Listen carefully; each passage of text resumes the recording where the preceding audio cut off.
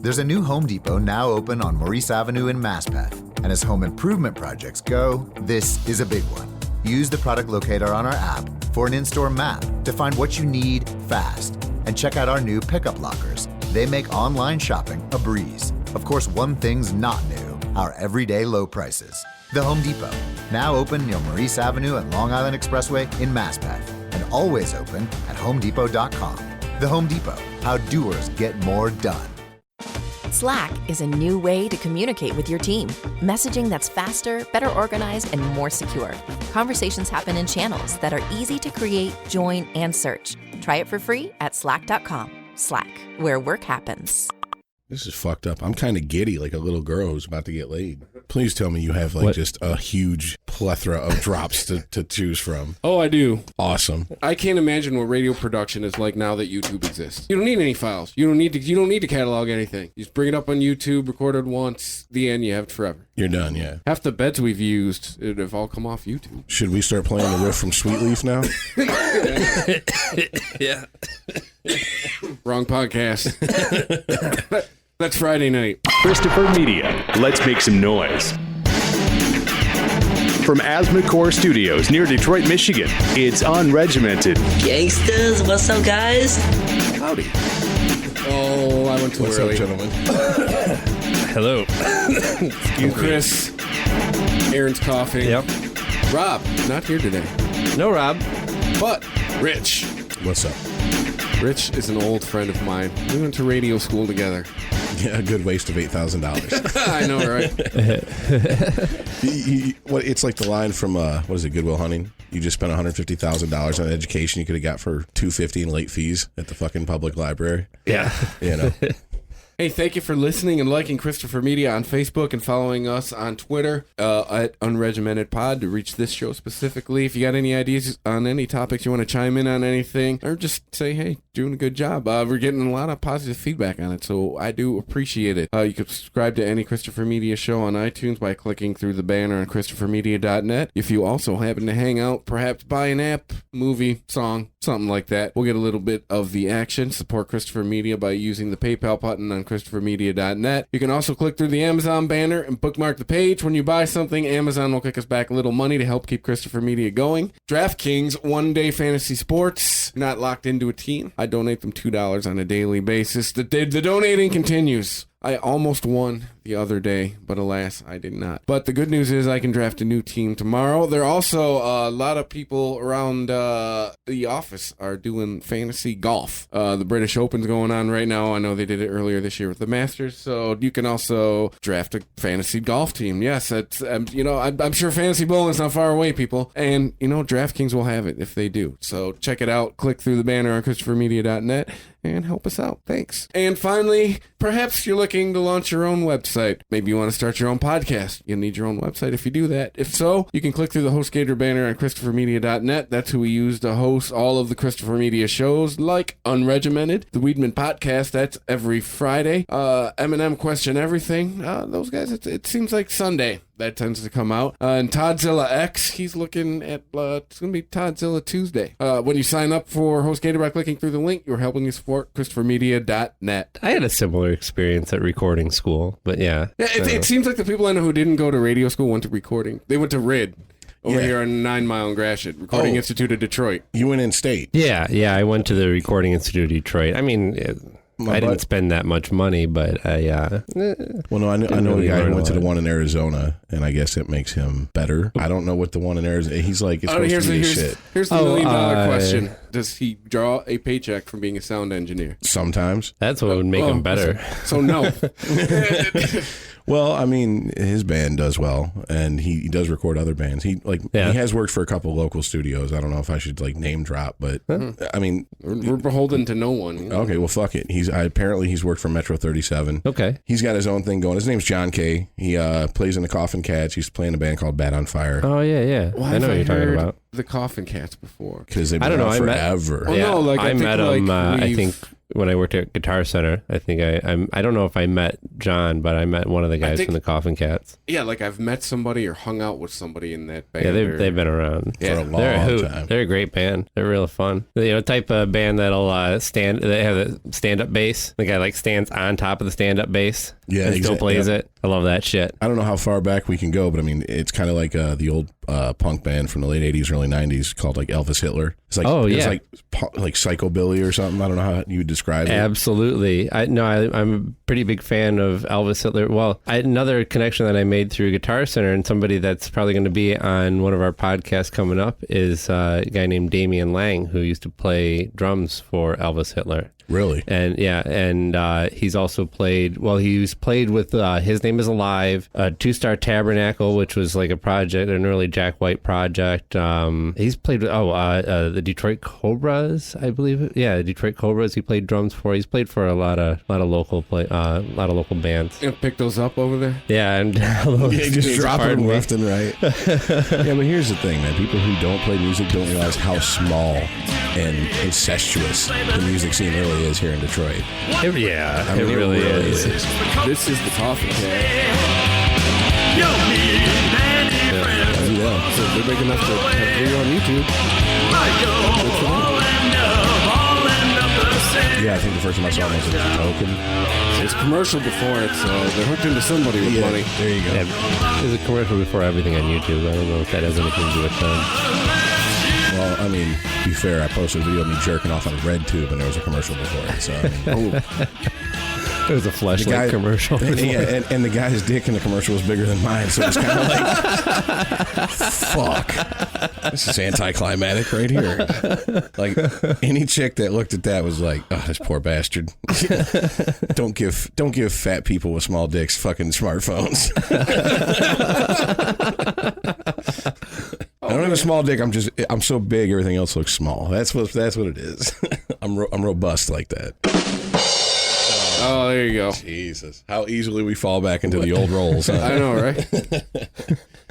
Well, so you guys were talking about going to, should we name the school? Or should we just say the school? Sure, why not? I'm sure there's a bunch of out-of-work graduates listening to this. So. Yeah. Well, we knew it as Specs Howard School of Broadcast Arts. Has it changed? Yeah, the broadcast is gone. Now it is media arts. Media arts. Oh, actually, is it like media and... Wait.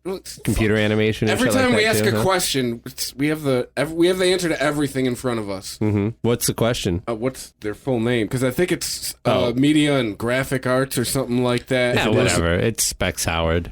If it is, they haven't changed the name on the building. I drive past it every day, unfortunately. Yeah. A reminder of what...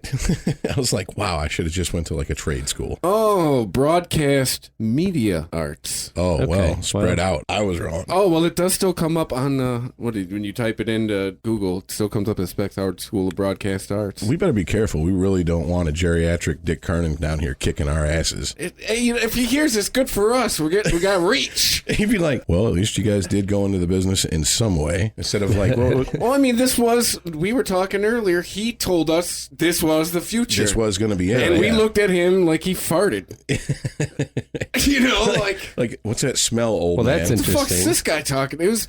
Well, that's part of my problem with the Recording Institute was that they were stuck in the past. It was all old technology. I was learning on a 10-year-old MPC that didn't work. No, don't get me wrong. You gotta make beats on this thing. I'm like, why? Nobody else does. Don't get me wrong. We know what carts are. They weren't that far ahead of... We spliced reel to reel. But you had somebody that sounds like they were forward thinking at least. Oh, definitely he was. But the overall organization was kind of still stuck in the past at the time. Well, no, it was just the way. We were there at a transition. We went in 99. Okay. RTV 999. What? Well, yeah. Okay. If Jen listens to this, she'll get that. I'm friends with her on Facebook. Yeah, it's 99. We started in September 99. We graduated in May of 2000. We went in a transitional period. We had no idea that it was. I mean, there were signs like they made a big deal because one of the radio stations had all of the music on a computer. Blazin'. No, it was the classic rock station. Oh, that shit. That's right. Yeah. That was on the computer, and that was the one where you didn't have to fuck with carts, and you didn't have to fuck with CSX. Didn't they went were one of the first stations. no. Digital. Well, okay. Is that what you're talking about? No, wait. All right. In the building, there are three at Specs. There are three radio stations. Oh, okay. Yeah, well, at the time for us, there was an urban station, there was a country station, and there was a classic rock station, and there was a news station. So pardon me, there was 4. Why? Because these were the formats you were basically going to end up in. You were once you graduate, you go to small market radio, and these were the formats. So they actually broadcast. Like, how far was their reach? Just around the campus? No, when we went there, they weren't broadcasting. No, it was in house. Oh, it was in house. Okay. To help get you used to that feeling, I got it. They piped it over the system, so you heard everybody while you were going to school to get used to it. Right. And now I've looked at it. Those radio formats, they're the ones that are going to be around forever as long as there's poor people. That's putting 15 years of knowledge and life experience behind me now looking at that. Pretty much. Country's never going away. But Country's never going away. Country's making a huge Urban's comeback. never. Are you kidding me? Urban's never going away. News is never going to go. People are always going to want to know the traffic. Even though I got 4 devices in front of me that can tell me the traffic. But classic rock. The only thing about classic rock is it'll obviously shift. I heard fucking Green Day on 94.7 not that long ago. Yeah. Oh, I was going to say. I was like, what? Like I've been hearing Guns N' Roses for years. Like the other day, there in the afternoon, they played a sweeper, and you could tell it was a core artist sweeper. It's about Steve Miller Band. I'm like, really? This is one of your core bands? Like, newsflash, I'm in the demo. I'm 35 years old. Nirvana, motherfucker. It's slowly getting there, man. It's slowly getting there. Yeah. Why am I not hearing Black Hole Sun? I don't know. You will though. You'll still have kind of a classic rock format, but I think it's going to be more segmented. I don't think you can just lump everything under one station anymore. Well, I mean, you also have like 93.9, which is a mix of. Well, I don't know what could be considered an alternative adult contemporary, but they're saying classic alternative. But hold on, guys. That's out of Canada. That's a whole different ballgame. Why is that a different ballgame? Because so is 89.9 because I grew up with that station. Yeah, but we here in Detroit have a different radio.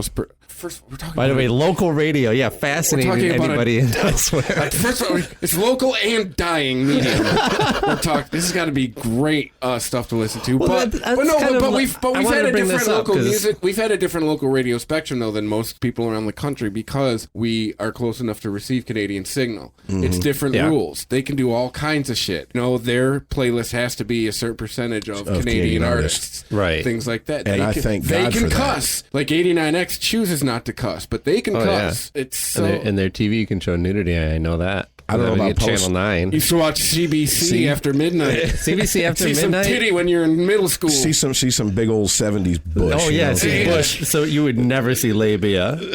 You need a weed whacker. Yeah, you definitely need a machete. To go you never got any penetration though. Penetration was still for cable. You take what you get. It was either that or Benny Hill dancing around as a woman. So. That might explain a few of my friends now that I think about it. I never really thought about that. Because you do like the naked woman thing. You ever see him wear the fake breasts? Oh, yeah. Okay. Yeah, unfortunately, my dad would let me stay up and watch Benny Hill, and my mom would come home. Yeah. And then the next day, I'm like doing the I'm singing that song as I'm running through the house, and she just starts whooping my ass mercilessly, like, boy, where did you see that? Daddy showed it to me. Yeah, they divorced when I was 4. From a third-party perspective, you getting your ass whooped to Benny Hill had to be hilarious. Oh, I mean, in retrospect, it is. Yeah, like if I was just there viewing that, like that's funny to Benny Hill. Random bald guy pops up and he slaps him in the face.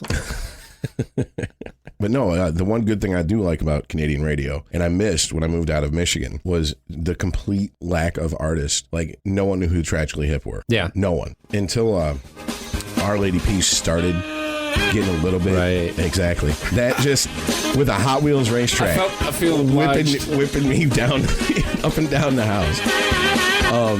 But yeah, like Our Lady Peace, no one knew they were until they started getting a little bit bigger. And then that was when I lived in central New York. So we were kind of close, you know what I'm saying? Right. Wasn't that far away from Buffalo. But I will say this. When I lived in Phoenix, their rock station, their version of 89X, and this was like 98. I don't know why, but I constantly heard ICP on the radio. Really? I mean, I straight up heard the Netting Game. I heard Dead Body Man. Like, they have and their classic rock station is very much more hair metal than our classic rock station is. Yeah. like almost exclusively. And it was just Like, is interesting. it stuck in the 80s? Yeah. Oh, yeah. Yeah. Wow. And it's just interesting to just see how the same formats manifest themselves in different regions of the country. And I think that's what got me interested in radio, which why I went to Specs and why I'm sitting here 15 years later. I mean, if you go if you go back even further before our time, you could have regional hits on radio. Oh, yeah. You know, because you had hits that were made by DJs. A DJ said, hey, wow, that song's awesome. I'm going to play the heck out of it, and these kids are going to love it. And that's how you got the artists like Bruce Springsteen and Bob Seger, who could, you know, they didn't tour all over the place, but they were like, when they were starting out, they were regional hits. They could play every weekend and get played all over the radio and make a living doing that. And now you've got it. You either go national or you don't get on the radio. Well, I mean, what about bands like Pop Evil? They're from Grand Rapids, right? Yeah, but they're still hooked into major label money. Do they even get played outside of Michigan? Because I mostly hear them on 89X. Yeah, because they were. I've seen them on iTunes as like a top 10 song. No, they're. It's one of the things that's just started maybe discouraging me about music. You know, but also part of the impetus for starting this whole thing is we're trying to get involved with musicians. You know, bring musicians in here. You know, we're gonna eventually. There's gonna be bands come in here, they play live, you get to hear what they sound like, you know, and it's going to be actually playing live. It's not going to be there, because let's face it, the digital age, it's, you can go back and do it 200 times till you get it right. And if you can't get it right, somebody can sit there on a fucking computer and make it sound like you got it right. Yes, so definitely. I mean, Sure, yeah. your CD, I'm having CD. It's another dead medium. Well, now your album. What is that? Are we back to album now? Yes, is that what we call it? Digital download. Yeah, is now, it's not a true representation of what you really sound like live. It's tried it over until you got it right, you know, and that's what we'll be able to portray down here is when you're going to go see them, that's what you're going to get. Warts and all. Yes. Yeah. See, that's, I don't know if you can, I'm sure you can look it up online. You can look at anything up online. That's how I found out about cock fingering, but, which I'm still not recovered from, by the way. Don't look that up, anybody. But, He's looking it up right now. Oh, God. He's over here furiously typing like, wait a minute, what the fuck? I found out about it, by the way, a few memes you're supposed to type into Google. It's like 4 unholy, I guess one's like... Are you talking about the Lemon Party? Well, no, Lemon Party. LemonParty.org rules, but yes. I found out what Goatsy was or something. Oh, you How did really? you get it up there? What? No Goatsy? You I'm didn't know what Goatsy was? I found out what I didn't know what Goatsy was either. Really? Yeah. Do you know what it is? It's No, guys, yeah. it's I just found out. I think it's like dudes pulling their butt It's cheeks like a apart. meme. Yeah, they take a picture It's a of it. dude with a very elastic anus, and he's very enthusiastically wanting to show you that with his... I don't even know if it's a selfie because this does go back like 15 years. I got hit by it when I was on dial-up. Someone was like, click on this link, and next thing you know, I'm looking at a gaping maw, and I'm just like, what the fuck? And it's downloading like click, click, click, click. And I'm like, that looks like an asshole. Should I be turned on? That's back when you're... Wait a minute, that's hair. Oh, God, that's balls. Oh, fuck. Put your dick away. What are you doing? You know what I'm saying? Yeah, Like, that's back when that was a delayed reaction. Yeah. Now it's instantly like, oh! oh, shit. Yeah. Before it's like, huh? What? But there's Blue Waffle, which is horrible to look up. Oh, God, no. Pain Olympics, one guy, one jar. There's just a bunch of horrible shit. I don't know why I know all that. I'm like autistic about this shit. Like, I got friends that work in the tech industry, and they just send me random shit, and they go, look at this. And half the time I go, do I want to? Can I afford the therapy if I open this? I'm lucky I don't have those friends. I'm pretty sure if you look up one of my favorite videos for that kind of bizarre shit, I think you'll find it if you just look up cereal on like YouPorn or one of those. But it involves this chick who's like kind of like let's say in the bicycle position, you know, she was doing the exercise with her legs. She's got her ass up in the air, and she spreads her legs. Guy pours some milk into her vagina, and then puts his fist in. Well, you got to get that cereal all wet. Yeah, and then But you don't want it too soggy, so. and put some cereal in there, puts his fist in and smashes it down. I think it's like Captain Crunch too, which I mean, you know how that feels in the On roof of your mouth. yeah. Like, what the fuck? So yeah, it smashes it down in there and ends up eating the cereal out of her vagina. But yeah, it's very interesting. That is dedication. I'm telling you. I don't get me wrong. I will eat pussy, but I don't know if I'm going to eat Captain Crunch with milk. out of some chick's gap. You know what I'm saying? I'm Like, imagining pussy and milk don't seem like they go it's like well ice together. and milk or booze and milk. It's just milk shouldn't go with certain things. No, see, I'm not an old man. I can't drink scotch and milk. Last time I got drunk, I made myself a White Russian out of like a gallon jug. What are you, the dude? Yes, I did. He's very thorough, Jeff. Thorough. Well, they did have a beard until last week. Yeah, I did. Yeah. Don't worry, I'll hold down the beard for us until I get another job. By the way, Dad, if you're still listening at this point, let me know and I'll give you $1. Wait. No, my pop listens. No, my pop supports me. He listens to these. It's funny to see that my dad has liked the Weedsman podcast on Facebook. But no, your dad. I mean, he doesn't seem like he ever partook when I met him. No. He a couple times. I mean, he grew up in the hood. But no, I'm just saying with what we've been talking about, Dad. If you're still listening at this point, let me know. I'll pull $1 out of my wallet next time I see you, and I'll give you one because you've made it. Anyway, I didn't want to run off your parents. It's strictly for humor. He's not that sensitive. Can I get one of those female beers passed this way? Yeah, I'll take the summer shanty. I like the heartburn. Which, if my buddy Smeltacop ever listens to this, yes, I didn't buy the beer so you can just eat a dick about fucking what I'm drinking, Eric. Because he's going to go, you never drink it when I buy it. Ones. I think the summer shanty is the yellow one. There we go. Yeah, because the next one's what? Berry and... I like the berry. Is it mango? And he apparently likes the orange. We're splitting it. I'll take the orange. This works out. God, my sponsor is going to be so upset when he hears this. Speaking of here, since we're having like radio for 3 or 2, and we can edit this, I just got to ask you, and maybe this will actually make it when we're through. Did you ever take the walk down the aisle? Hell no. Never? Did you even get close? Yeah. Oh, boy. I thought about buying a ring. You thought about buying a ring? That's as close as I got. That's as close. What, and how drunk were you when you thought of this shit? I played house a couple times, but I mean... Yeah, because you were shacked up with some broad when I came out and visited you in Kalamazoo, weren't you? Yeah. That was like almost a commune type thing, though. It was a big house for just you two. Didn't you have other people living there? Yeah, no, we had a roommate, too. I remember you were next to the battered women's shelter, and I wanted to yell as we were walking up to your house, "Bitch, I know you in there. Come out." But I decided I didn't really want to put you on the spot. Just Your walk up there and neighborhood. go, "Bitch, I told you." Just see 4 women cower at once. And just some big old chick comes out with a baseball bat. "I told you stay away from here." Wait a minute. Hold up. So, okay, so you never took the plunge. And Hell the fuck no. I got to keep all of my things in my breakups. You never keep everything. I lost a T-shirt or 2, a couple CDs. I want my records back. Where? Yeah, I know. Did she take any of your animals? No, I actually inherited an animal from one of them. Yeah, when they start taking your animal, especially like all clandestine, like you forgot to get a key back, and you come home and you're like, "Where's my cat?" And they're like, remember that cousin that you hate and she hates you? Yeah, it's now her cat. Oh, you fucking coos. You know what I'm saying? Like at that point, you're like, "Oh, if I could handle the lifestyle, I might go gay at this point." You know, like I just want, that, or if I had a doing time type disposition, but I don't. So, but no, yeah. Okay, so, and I'm sorry, Aaron, you ever take the walk? Oh, yeah. Really? Yeah, I've been married, divorced. Don't tell me multiple times. No, just once on both. 2 kids. 2 kids? Yep. Okay. Yeah, no, I was married for 7 years. I got divorced, 4 years ago now? So it was 5 for me, so kind of same area. Like same time. Yeah. And I'm sorry. Well, how old it's are a 7-year itch. I'm going to be 39 coming up here on the 24th. Holy shit, that's right. You have a birthday. Wait a minute. Okay, I'm not the oldest in the room for a change. Ooh. And sir, you aged much better than me. Okay, like I got so much gray hair. Oh my God, I might be the youngest. This hasn't happened in a while. The beard, the aforementioned beard, does have a lot of gray, like right here in the center. Okay. So I look my age. I look closer to my age when I have the beard, but Gotcha. I just happen to be a little hairless right now. And I also, I've been rather lazy about cutting my hair, and I came to the stunning realization in the mirror today at the mall that I have a mushroom on my head. I've got like the Mo Howard haircut right now.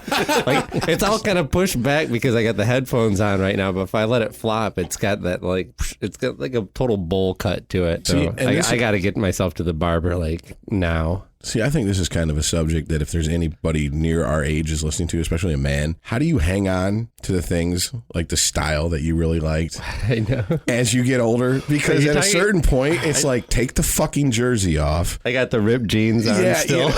I have so many black T-shirts still. Exactly.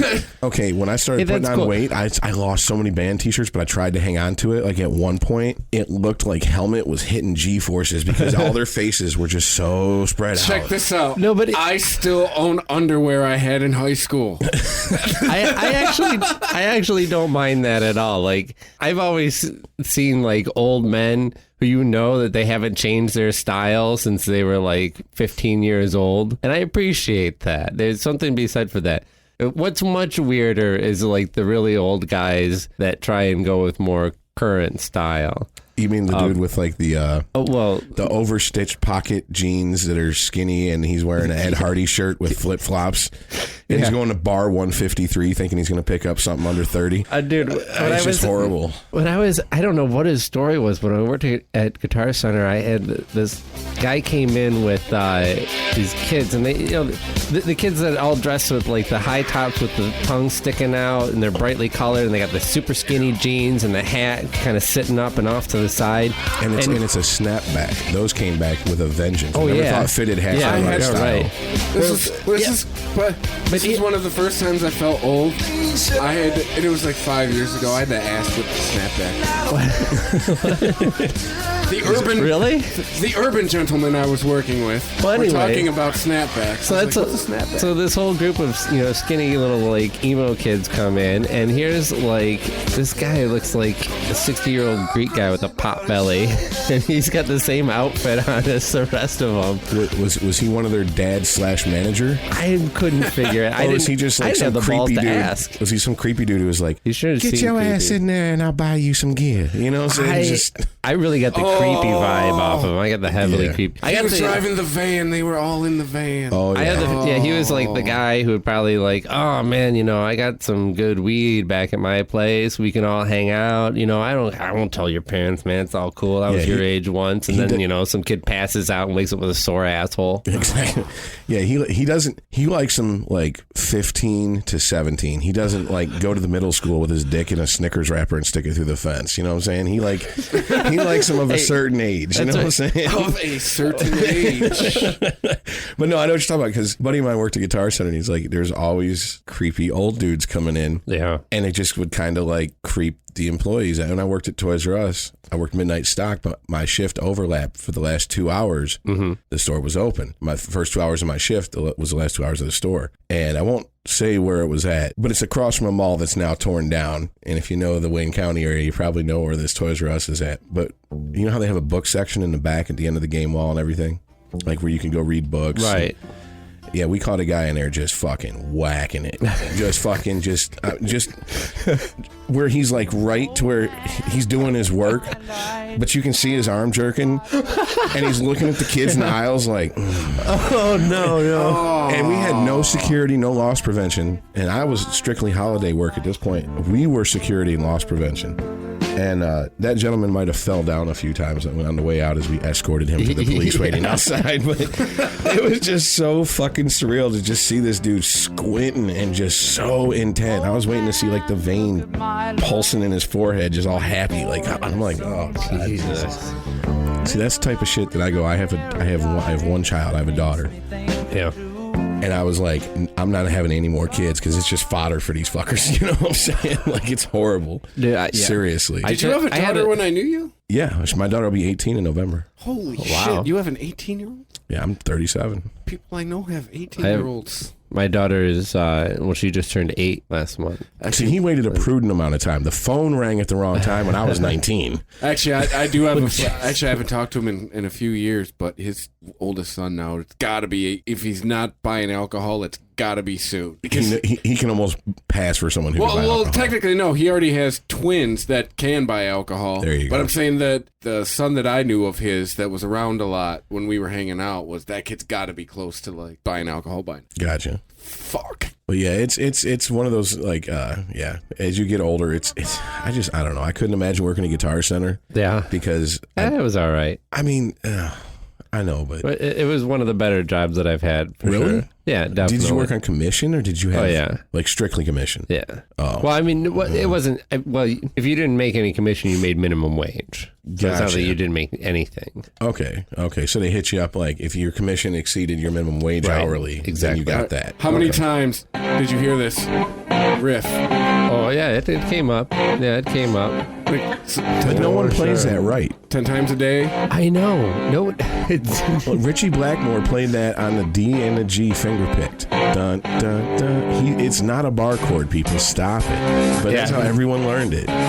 So- yeah, it's an open chord that he's picking, like with his middle finger or his, it's his thumb and one of the other fingers. I don't know how I learned it called chicken picking. Yeah. You know what I'm saying? So, yeah, where you put the pick in your index finger and then you pick like that. Oh, okay, yeah, I Like see. it's almost like a hybrid version of finger picking. I guess country artists do. I learned it Right. from watching a lot of blues guys do it.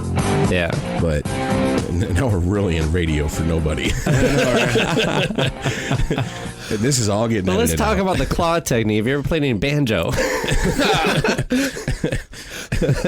Anybody want to listen to some Joe Pass? We can get some one string solos going here. What do you think was the riff you heard the most? The riff I heard the most. Like the one that you came in, you're like, everybody. Oh, it was do da do do do do do da do do da do da do da do do da do. That's how people play "Sweet Child of Mine." Oh God! Really? That's exactly That could have been "Sweet Child of Mine." That could have been "Cliffs of Dover." It just sounded like a retarded kid with a broken wrist was trying to play it. I don't know. That's what I would hear every day. I figured "Enter Sandman" would have to be up there. It's up there, yeah. But You know. "Sweet Child of Mine" was probably the yeah. Yeah, that's what they were trying to do. Like, really? The most?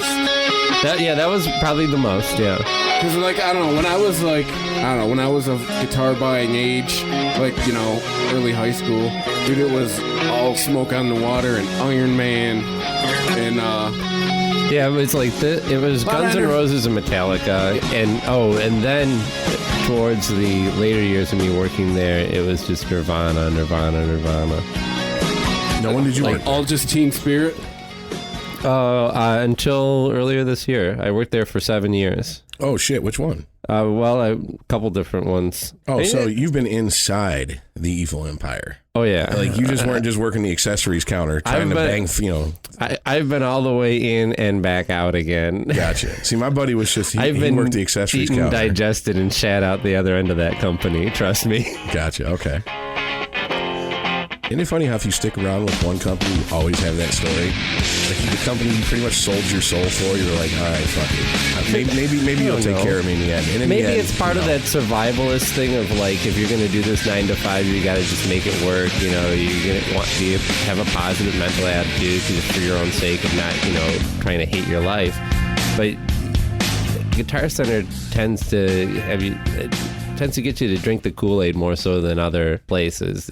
They really buy into the culture. And it was interesting, after I was fired from Guitar Center, I found an article that was about, I think it was like Joanne Fabrics or one of these like craft stores, and it was talking about how they had this big sense of camaraderie and how everyone was on the same team, and they also had very low wages across the board compared to other retail establishments. And that they were using that as example of a trend of like companies are using this, they're getting your buy-in so that you'll put up with more shit. I'm familiar with that culture. Overall, you know, Intimately. I've worked for a few different bigger corporations, and that is definitely Guitar Center is one of the better of them. But at the end of the day, it is what it is, you know. Hey, at And least it's not you're the, either going to comply to their way of doing things, or you're going to get ground up and spat out. At least it's not that company in Illinois that's monitoring your bathroom breaks. Oh my! Oh God! What, you're allowed 6 minutes a day? You heard Yeah. about this shit too? Yeah. Okay, I'm telling you, man. Let me eat some White Cast. I I'm gonna was need 6 minutes of furious. wiping. This is, you know what it is? It's because they said they're losing production time off of factory workers. Yeah, fuck. So you know what that means? It's the people who are on their fucking feet and they don't want them off their feet except for their 2 15 minutes and their 30 minute. Yeah. The people in the fucking cubicles, I guarantee you, don't have fucking limited breaks. Because I've been on both sides. I've worked factory work. And let's just say that when you're working in a hot ass factory or you're working on a dock in Florida, no air conditioning, and you're working 12, 14 hours a day, you get that one day off, you turn into like, it's some leaving Las Vegas type shit. You know what I'm saying? Like Bender day. Yeah. No, I used to have a bender day. Yeah, you have the DTs by the time you go back to work. You're shaking, you're sweating. It was every Tuesday. It was bender day. Yep. So you get that one day off, you drink like a terminally ill Irishman, then you go back into work and you got the shits that's so horrible. You know what I'm saying? And I would go in and I swear to God, I would use the handicap stall just because I was afraid I was going to lift off the toilet because I got getting so much velocity out of my ass. Hold on, man. Like seriously, I was like ground control to Major Tom, you know? Water Saver Faucet Company in Chicago. You know what? Toddzilla. That's home for him. That's, yeah. That's close to home for So him. water savers, so they make, don't tell me they make toilets. Oh, I know. By the this way, is all- I have low-flow to toilets. say I'm getting this from Fox News. It was not a choice. It was the first thing that came up when I typed bathroom But come on, break this into isn't Google. about water. This isn't about saving water. This is about managing people in really rude ways that's just going to disincentivize them to be productive associates, and in the guise of let's all make the environment better. You already know what the protest should be, right? Everybody shit your pants. Dude. The protest. Well, if that's- Yeah? Here's Hey, your bathroom break policy. tomorrow- I would organize the protest. 11:30 on the dot. We're all going to shit our I know, pants. just to be like, today is the day where we just all shit our pants. What are you doing? right. Well, I'm only allowed 6 minutes in the bathroom. I've already had my allotted Diapers. 6 minutes. No, fuck diapers. Make it nice and messy. Make it nice and fucking memorable so these dipshits will rethink their fucking stupid bathroom policy. So we're talking like PBR and hot wings the night Oh before. yeah, like give everybody a good week's notice so they can plan out the menu. You know, they can wash down fucking Mexican food with coffee. You know, Wow, that is a vivid. Thank you. It's a very shit- vivid. Because I'm just A imagining shit in. a shit in. You want to stage a shit in. yes, dude, a shit in. Dude, next thing you know, all the scat freaks will be just hovered around with fucking smartphones, man. just like, oh yeah. And if you really want to be a dick about it, you start it all with an asparagus appetizer. You just eat a pound of asparagus. I don't know. I mean, this gets to the core issue for this to me is where most places I've worked at, this experience of like, if you just don't trust me, why am I still here? Yeah. Exactly. If I am that untrustworthy that you have to follow my every movement to know exactly what I'm doing at every moment, why do you still employ me? Well, it goes back to micromanagement, which seems to be almost.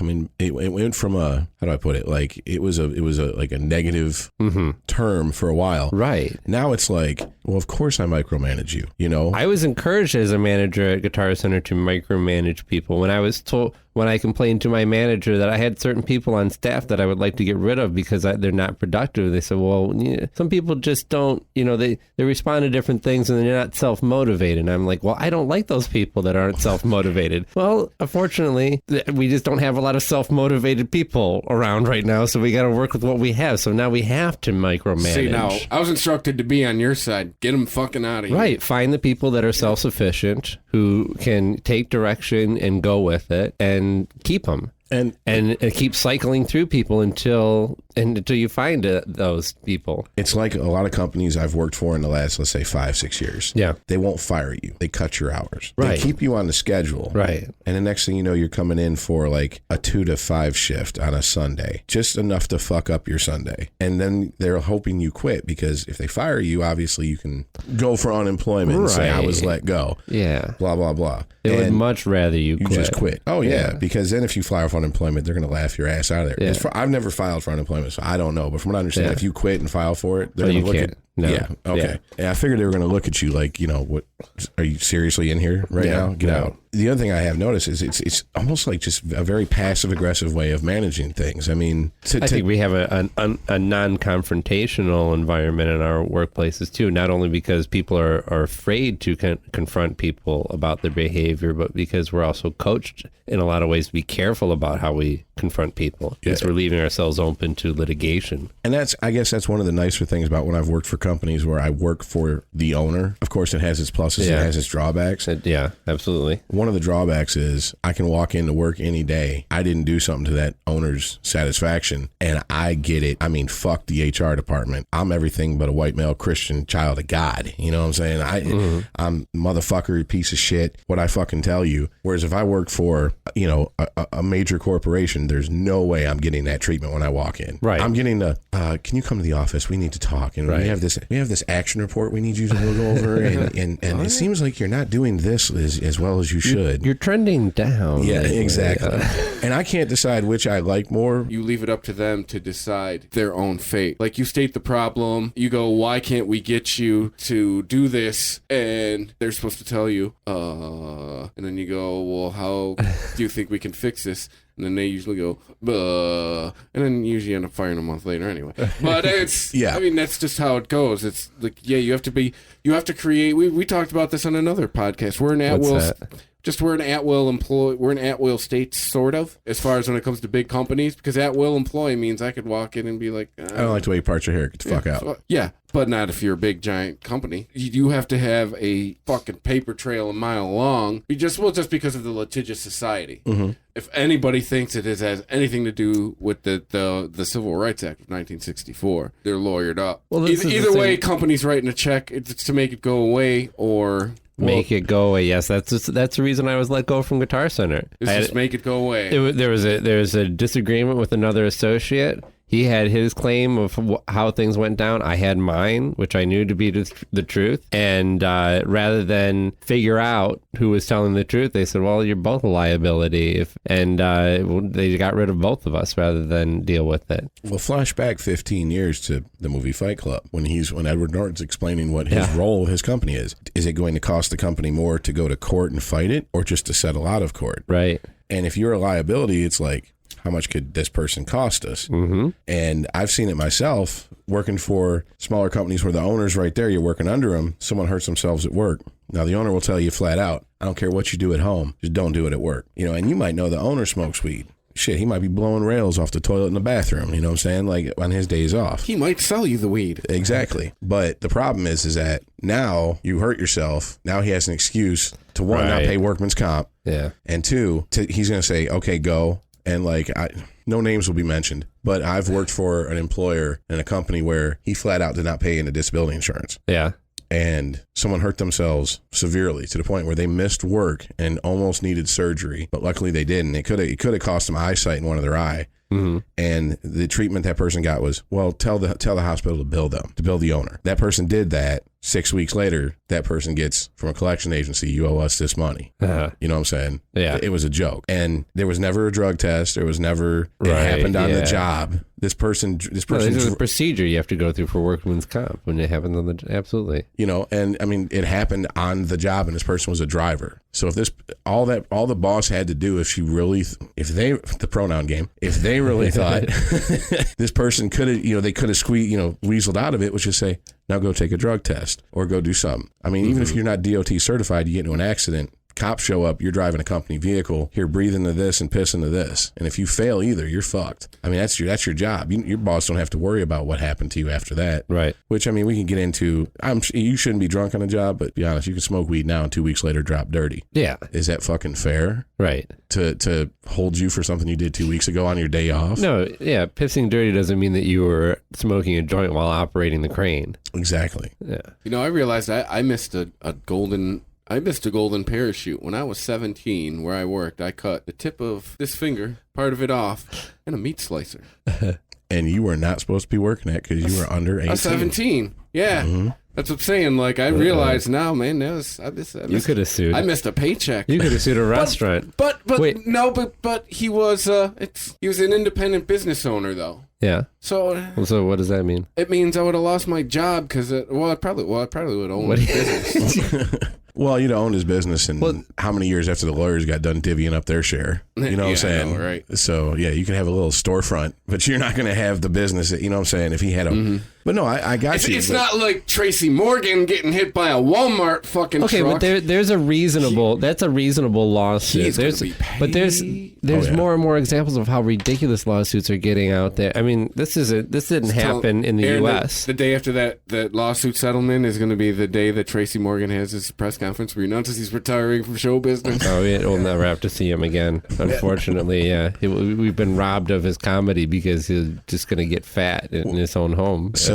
So we lose him. Get He's fat? continuously fat. Did you see the last episode of 30 Rock? So we lose him, but we can't keep Dave Chappelle. Yeah. This is the world we live in. You know what I'm saying? But speaking of lawsuits, so this is kind of an interesting story for ridiculous lawsuits. French blogger fined over reviews and over a review on Google, over the placement of a review on Google, right? This is what I think it is. So- I'm going to lose my mind.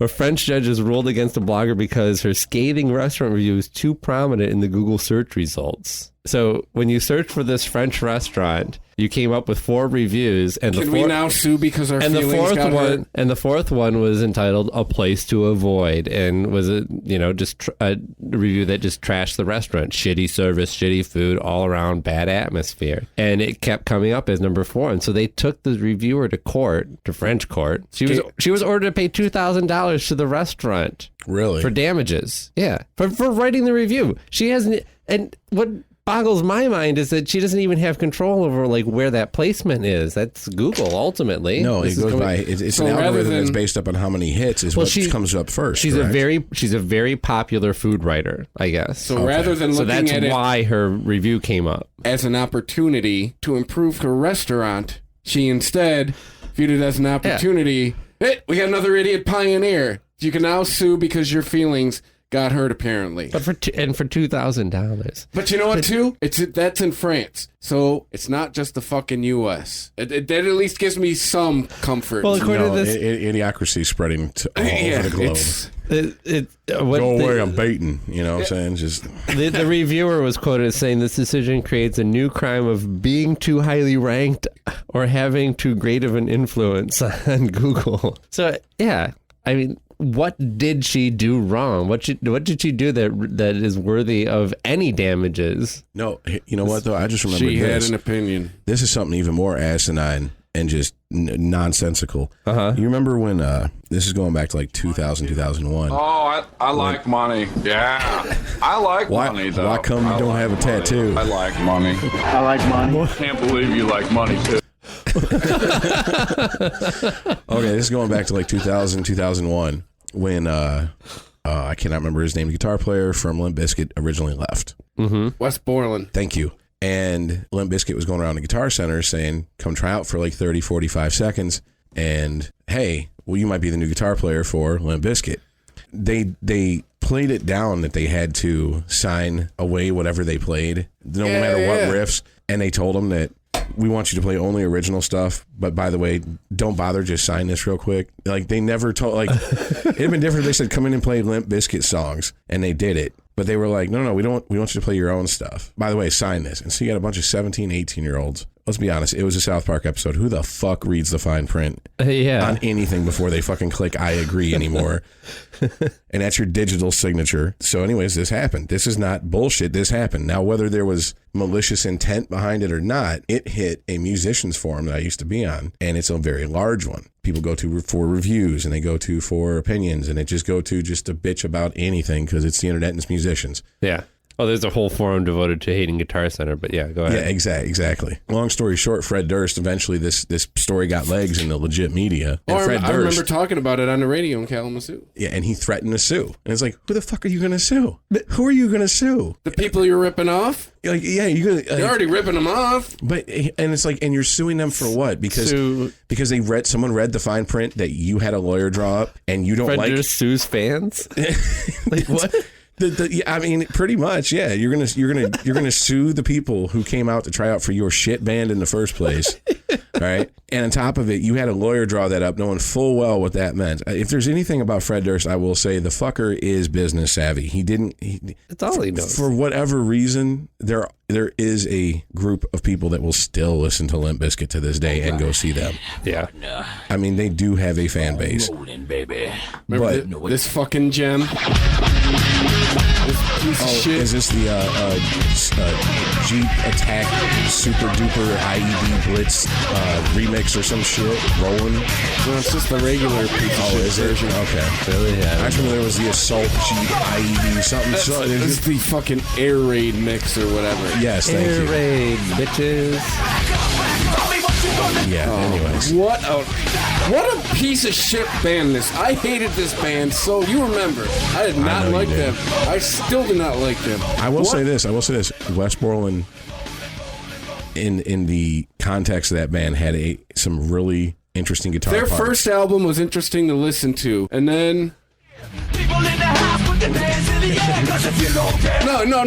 No. The biggest piece of shit song. I remember where I was. This song's such a big piece of shit. I remember think I where know what's I coming. was when I heard this fucking song. I understand, but at this point, aren't we just like taking candy from a baby? I mean, this is like saying Nickelback sucks. This is like the most. This is just too Well, no, but I easy. mean, you were just This is saying. like fish in a barrel. But you were Okay, saying there's come still on. no. He's suing Dude, there's because he guys in got bars. upset. There's guys in bars right now that are probably like Limp Bizkit, bro. Limp Bizkit, bro. I unfortunately I know a few. Yeah, exactly. And I'm friends with them. This and I'm is friends the with them in biggest- spite of that. This song made me want to sell my guitar. See, I gotta say, man, when I first heard it, I was like, it's not that bad. But at the same time, in my defense, that was the summer I discovered ecstasy, and a whole lot of drugs that I'd never done before. So You know what I'm saying? Your judgment was impaired. Oh, quite a bit. So yes. Regularly. Yeah, it was shortly after leaving Specs that I had a musical epiphany, and To do a lot of acid. No, that was my ecstasy phase. That was an interesting period through 2004 and 2005. But anyways, I found a lot of good music. But anyways, I had a similar ecstasy phase, a little bit earlier than that, but yeah. what did you find music wise? No, just drugs. Oh, just drugs, just drugs. Okay. Oh, and a lot of techno. See, I started going back and listening to like kind of blue type era Miles Davis, and then listening to like Caius and like fucking Caius. Caius is the shit, man. I mean, and a lot of like just where everyone else wanted to hear. I just wanted to hear. I listened to a lot of that too. No, I mean it's cool and everything, but I just wanted to hear that just fucking stoner groove that I could fall into because I can't dance. You know what I'm saying? Okay. I'm a musician that somehow is lucky enough to where I don't clap on 1 and 3. I am like that painfully white, but I grew up listening to all this shit like funk and R&B, and that's what I wanted to play. Yeah. So something with a groove hooks me instantly, and Caius did. I remember in '92 buying Blues for the Red Sun, and my friend's going, Yeah. the fuck thong song? Is he singing about fucking bitches' underwear? And I wish I had the knowledge I had. Now I've been like, no, that's gonna be this closeted homosexual called Cisco in about fucking 8 years. He's going to want to prove that he likes girls so much he's going to This put out a is song about him. what's his name? Josh Homme. Yeah, Yes, Josh. Ginger Elvis. Yes. Yeah. This is his first band. The only thing I don't know. The other stuff that he's done has been all right, but this is definitely the highlight of his career. It's Caius. For me, definitely too. Yeah. Bold statement, gentlemen. I know. I'm not a huge Queens of the Stone Age or them darn vultures Eagles. or whatever they are. Those crooked vultures, Eagles of death metal, not my thing. See, that's the one project he did I wasn't in. Eagles of Death Metal. Nothing. And that was one of my more favorite ones, is because it reminded me more of like John Spencer type of just stupid rock, ridiculous rock John songs. Spencer Blues Explosion. Holy Yeah, dude, shit. That's something I haven't thought about in forever. Thank you for. I'm gonna have to check them out now. Dude, if you ever catch them live, amazing. I just remember the video where they had a flying saucer that was on a string, and it was just so Ed Wood. It was so bad. Dude. What was the song? Werewolf? Man.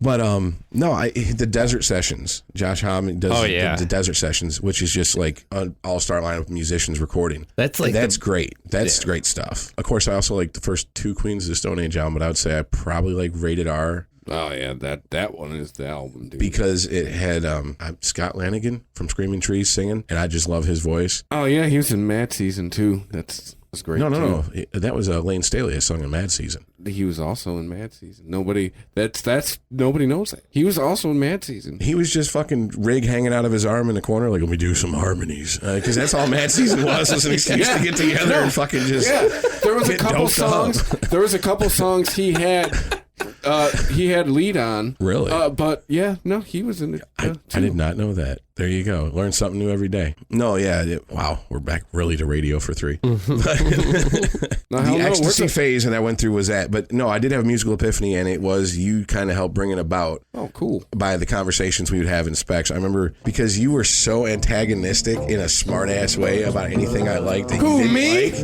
No. You were like, so do you like this band? I'm like, yeah. Oh, really? Well, where are they from? I'm like, I don't know. They're from California. Really? Because I read they're from Nebraska. So why are they repping California? Why aren't they repping 311. Nebraska? Oh, yeah. And I was like, man, look, I get This is pussy Mad and I Season. party to them. With Mark Lanigan. See that's I the do only know part this. of that's the only part of Mad Season I love Mark Lanigan. I used to I like Dirt by Alice in Chains and just never really listened to anything after that or went back and listened to that album again. Alice in Chains is probably like top 2 favorite bands. I don't know. So I was never really into Mad Season, but I love Mark Lanigan. I love Screaming Trees. How's his solo albums?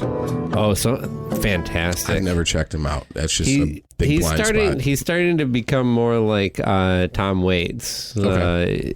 Where he's really learning to use his voice.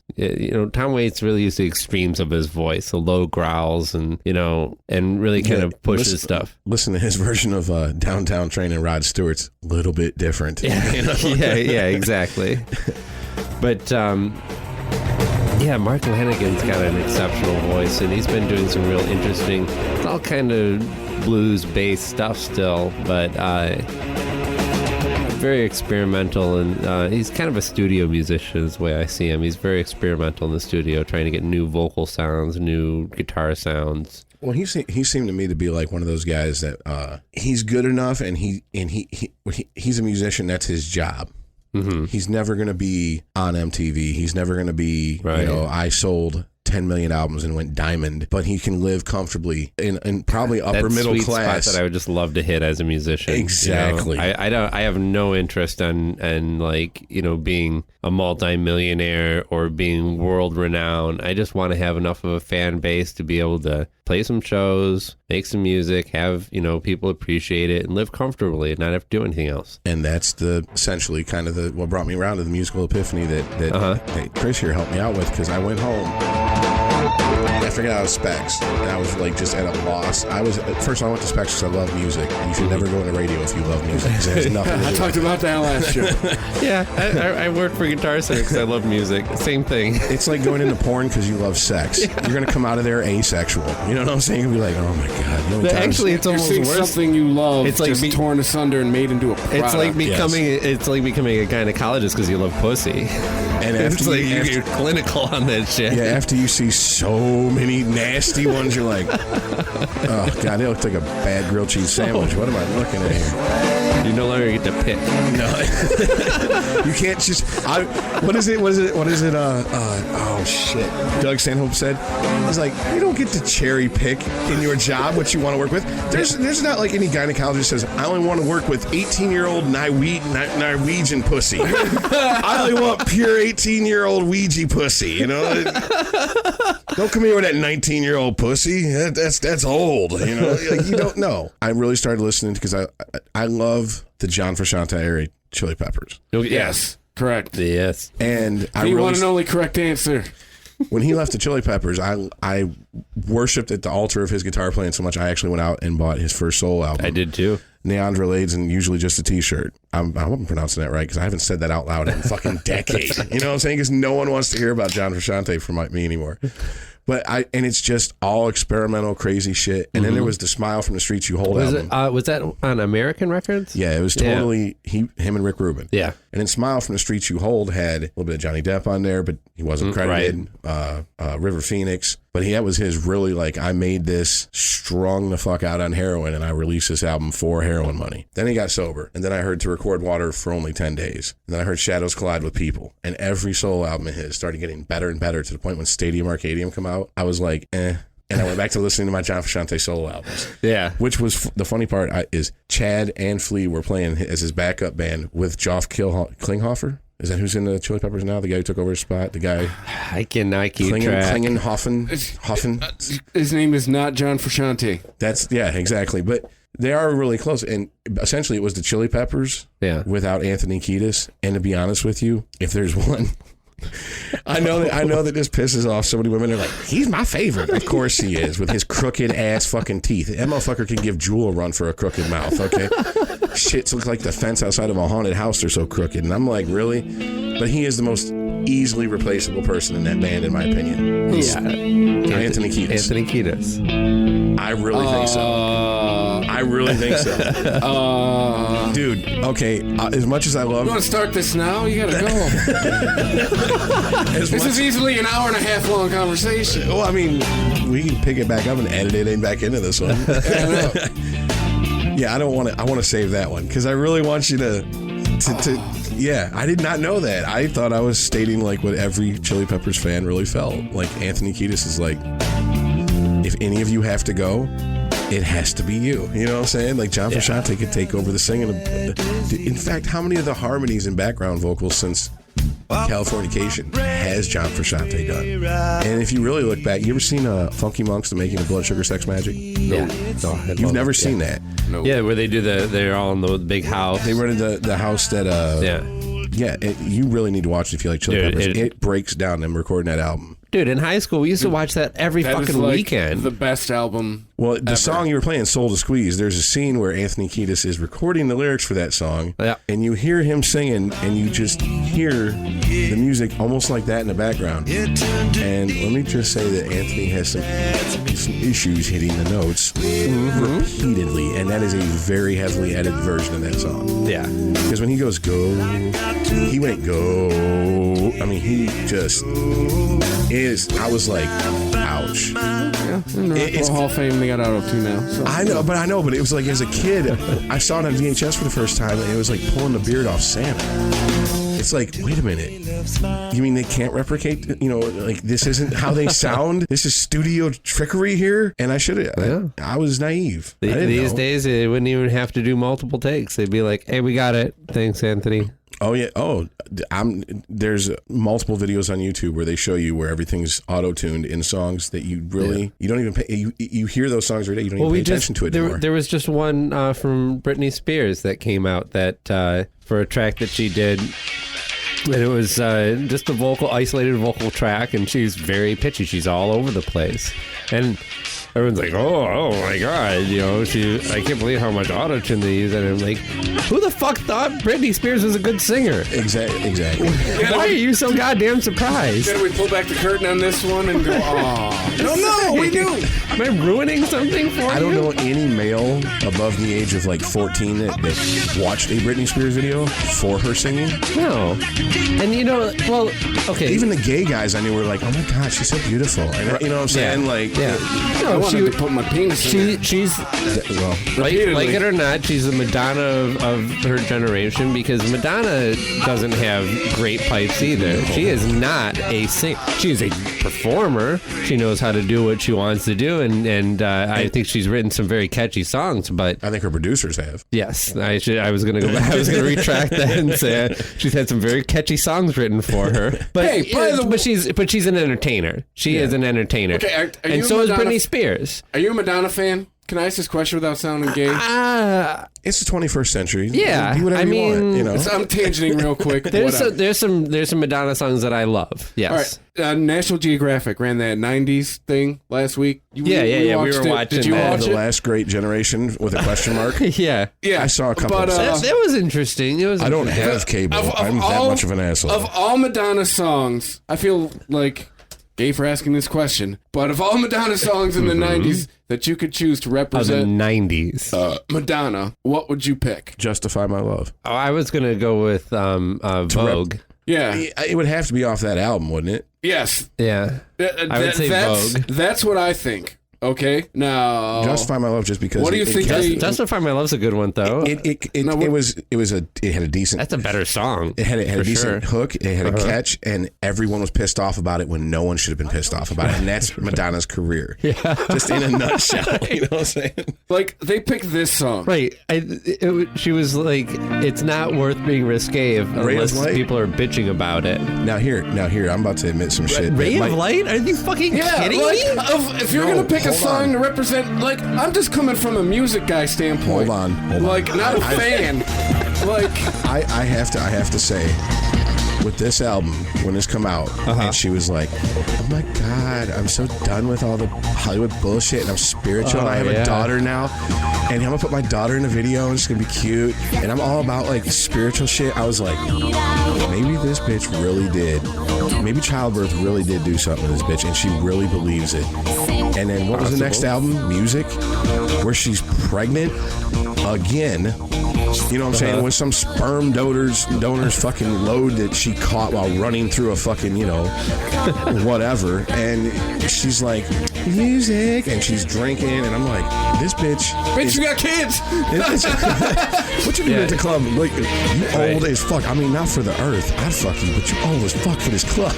Yeah, she made the techno album, the hippie techno album, and then realized that the hippie side didn't sell. It was the techno side that sold, and she just went full techno. And see, here's the thing. I don't see any. She will record whatever she thinks will sell, and to me, that's pandering on a level that I can't count. Who is a whore? I don't know.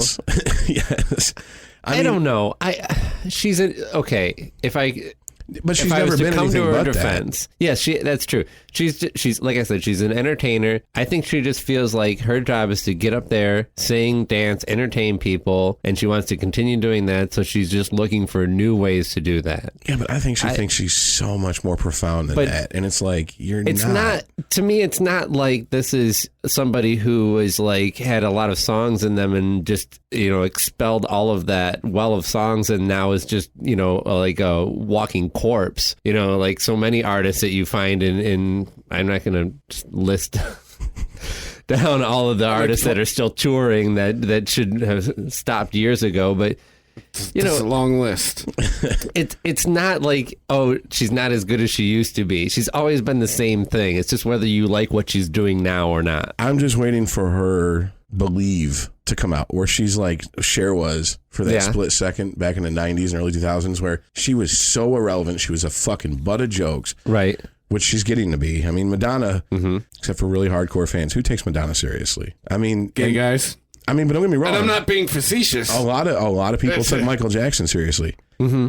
I take them both seriously on the same level of artists. Only Michael Jackson actually has written a lot of his own stuff. So no, I'm talking about like the Michael Jackson that was like dangling the baby. Yes, People are like, oh my God, it's a metaphor.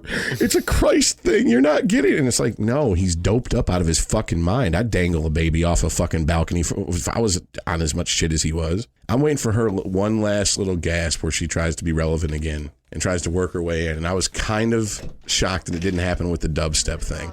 Like I was waiting for the Madonna dubstep song to come out. Yeah, dude, it's coming. I'm sure there's a song. Dubstep is done sailed. I mean, let me tell you something, dude. Seriously, I got friends that are into it, and they go, we go to clubs on that night, and there's 20 people there, and good, thank God. And this is them. They're really into it, and they're like, it's the wrong 20 people, and I'm like, wow. You guys are really snobby over who listens to dubstep, and it's just dubstep. I thought every frat kid in the world listened to dubstep. I didn't realize the wrong people could. It's like the wrong people listening to Limp Bizkit. You got a liberal arts degree. Get out of here. I'm trying to find that South Park drop where they fucking talk about Madonna, like having Gollum arms. And is an old whore. Now she thinks she can play guitar. Well, and that was I was watching Riff Tracks, and somebody's hiding amongst these trees, and they're like, hide over there amongst Madonna's arms, and they're like, oh, sorry, that's just a bunch of gnarled old trees. Seriously, she that. Okay. There's a point I'd rather just a woman be flabby than look like that at a certain age. I like muscle definition, but yeah, it does get out of Sinewy control. is the word that comes to mind. Yeah. My Y chromosome feels the need to put a stop To the Madonna talk. to 3 full-grown men Fine. Okay. talking about Madonna. Why we're doing a full 10 minutes now on Madonna? Oh, on that note, Are we gonna wrap it up? We Well, I didn't mean, I even could get to just comic bounce books and you this guys week. could do your whole thing. hey, thank you for listening and liking Christopher Media. Thank you for sharing it on Facebook and following us on Twitter at Unregimented Pod. You can reach us, this show specifically. You know, a lot of people are liking this show. It's gaining momentum, and thank you. We appreciate that. So please help us spread the word. You know, if you like it too, please tell a friend, tell somebody, tell everybody. Please and thank you. You can subscribe to any Christopher Media show on iTunes by clicking through the banner on ChristopherMedia.net. If you happen to, by chance, I don't know, a lot of people are buying movies now. I buy a shit ton of music on iTunes. You know, apps. That's, you know, I should probably have my own little tile in an Apple store. You know, a little plaque to commemorate all the apps that I've bought. But if you do anything like that on iTunes, after you click through that banner, we'll get they'll kick us back a little something, you know, and it doesn't cost you anything extra to do any of these things. You know, all it does is it takes the time to go to our site, click through the link, you bookmark wherever it at, you know, whichever one, whether it's Amazon, whether it's DraftKings, whether it's iTunes, you bookmark it, and that way, it's helping to support us, and it's not costing you anything more. You can also support by donating using the PayPal button on ChristopherMedia.net. And like I was saying before, Amazon, you know what? You love it. I use it all the damn time. I wish I would have known about this. I made a rather recent, significant purchase on Amazon lately, and I gave the piece to somebody else. I could have gave it to myself. There could be rules against that. I'm not sure. But, yeah, you buy something, Amazon gives us a little bit. Yeah, someone bought something the other day. It's nice. It is a little piece of the action, trust me, but every little bit helps. So if you do that, please and thank you. DraftKings One Day Fantasy Sports, you're not stuck with a team. They got, right now it's baseball season. I'm in 2 fantasy baseball leagues. You do the draft, and by the end of each league, you know, even when it comes around on football too, you maybe have like 2 or 3 players you started the season with. DraftKings, no, you just start over every day. I currently am on the $2 donation schedule with them, $2 a day. They get it, but you know, it's fun. I like it, and it's getting close. I was on the bubble the other day, almost won some cash, but oh well, I did not. But it's fun. DraftKings, please click through on ChristopherMedia.net. And perhaps, maybe, you're listening, you're thinking, hey, that sounds easy. I could do my own podcast. Well, if you're going to do that podcast, you're going to need a website. And if you were going to launch your own website, please click through the HostGator banner at ChristopherMedia.net. That's who we use to host all of the Christopher Media shows, like Unregimented, the Weedsman podcast. Catch that every Friday. M&M Question Everything. That comes out on Sundays. And Toddzilla Tuesdays, the Toddzilla X-Pod. Looks like that's going to be coming out on Tuesdays. So when you sign up for HostGator by clicking through our link, you are helping to support ChristopherMedia.net. Please and thank you. We appreciate the support. All right, so that's it for this week, and I don't know, what are we gonna have going on next week? We're gonna have you back next week. Sure, but what you said, we want to get to some comic book stuff? Yeah. Well, we usually try and cover some more like technology stuff and more politics and more comic book stuff. We also usually have our shit together. This was like the first time like 2 people have sex and they don't know each other. It's real fun. Right? Yeah. You piss on the ground and find out where your fetish. Is it all right if I put it here? Overlap. No. Okay. How about over here? Yes. All right, that works. 2, 3. No, 3. Okay, back to 2. Okay. 4. God damn it, you're a whore. So anyway, great. Yeah. So next week, we'll get back to a little bit of our old format. But yeah, this is a great talk. The format really is no format. It's called Unregimented. Yeah, the format, which is no format. Which is funny that a format is evolving in the no format. It's organically evolving, I guess. It's emerging. Yeah, check us out every Wednesday on iTunes and ChristopherMedia.net. And Wednesday? No, Monday. Yeah, I was going to say, Monday. It's going to take a minute. Mondays, yes, Mondays. All right, cool. All right, peace out. Christopher Media. Let's make some noise. There's a new Home Depot now open on Maurice Avenue in Maspeth. And as home improvement projects go, this is a big one. Use the product locator on our app for an in-store map to find what you need fast. And check out our new pickup lockers. They make online shopping a breeze. Of course, one thing's not new, our everyday low prices. The Home Depot, now open near Maurice Avenue and Long Island Expressway in Maspeth, and always open at homedepot.com. The Home Depot, how doers get more done. There's a new Home Depot now open on Maurice Avenue in Maspeth. And as home improvement projects go, this is a big one. Use the product locator on our app for an in-store map to find what you need fast. And check out our new pickup lockers. They make online shopping a breeze. Of course, one thing's not new, our everyday low prices. The Home Depot, now open near Maurice